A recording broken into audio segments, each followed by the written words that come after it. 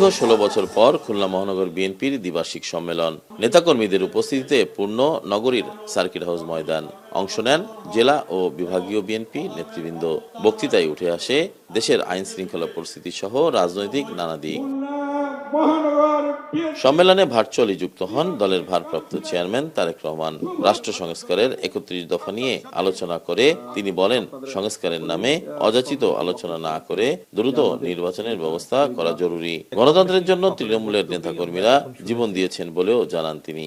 আমাদের শত হাজারো নেতাকর্মী গুম হয়েছে, খুন হয়েছে। আমাদের লক্ষ লক্ষ নেতাকর্মী বিভিন্নভাবে এখানে উপস্থিত আপনারা যারা আছেন কম বেশি প্রত্যেকটা মানুষ বিভিন্নভাবে নির্যাতিত হয়েছেন। মিথ্যে মামলা, গায়েবী মামলার আপনাদেরকে হাজির দিতে হয়েছে। এখনো অনেককে হাজির দিতে হচ্ছে, প্রায় প্রতিনিয়ত কোর্টে হাজির দিতে হচ্ছে।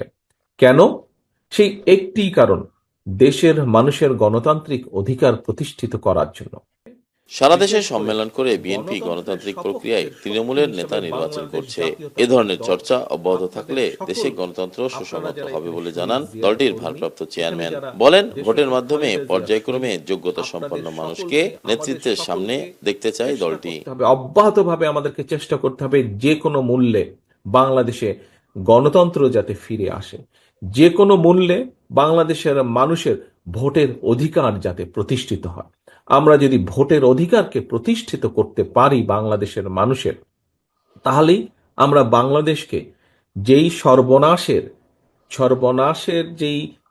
যেই খাদের কিনারায় বাংলাদেশ চলে গেছে সেখান থেকে ধীরে ধীরে আমরা উঠিয়ে আনতে সক্ষম হব। নিত্যপণ্যের দাম নিয়ন্ত্রণে না এলে রোজায় দুর্ভোগ আরো বাড়বে বলে উল্লেখ করে দ্রুতই সরকারকে কার্যকর ভূমিকা রাখার আহ্বান জানান তারেক রহমান। তরিকুল ইসলাম, এখন, খুলনা।